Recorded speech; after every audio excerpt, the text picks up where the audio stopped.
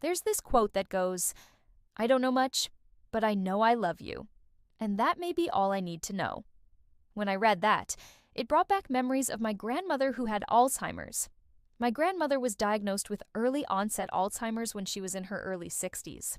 And by the time she was 75, she no longer recognized my grandfather, her children, or her grandchildren. All she knew was that she loved my grandfather, and that was enough for her. She would always tell him, "I may not remember what I had for breakfast, but I do know I love you," which was true. She loved him more than anything else in the world, and that was enough for her. As a hospice nurse, I take care of people who are dying. Many of them are suffering from dementia, and they have moments like my grandmother did. Near the end of their lives, when everything else fades away and all they have is love, that's all that matters. Nothing else matters. It's just the love. How can we apply this to our lives? In the big picture, when we look at the things we worry about, the things we stress over, they become very small. Yes, there are important things in life, things that matter. We have obligations and responsibilities. But if we lose sight of what really matters because we're so busy trying to do all those other things, then we've lost the point of it all. Dementia patients often go back to the person they first fell in love with, the person they first looked at and thought, "Wow, I love them." They go back to that person. Why is that? Because that love, that initial love, was unconditional. It didn't depend on anything. It just was.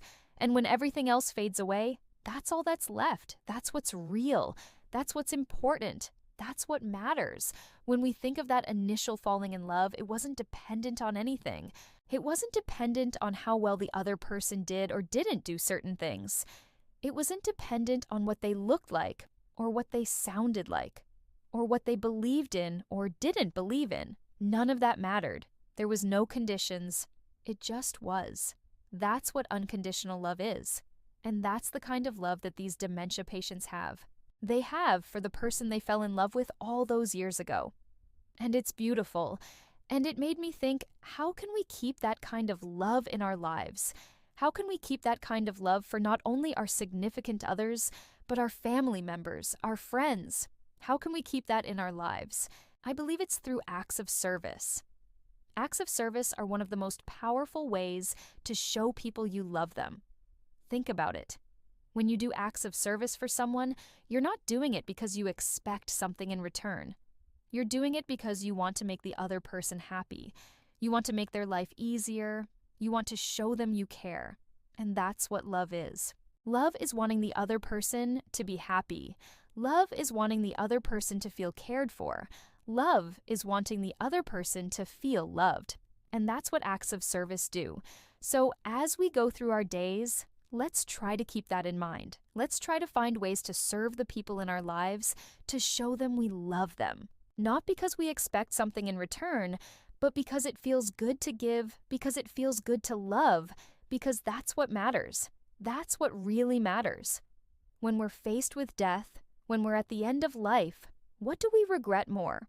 Not having more money, not having done more things, or not having told our loved ones we loved them, not having told them how much we appreciated them, not having told them how much we loved being with them, not having told them how much we enjoyed their company, how much we appreciated them in our lives?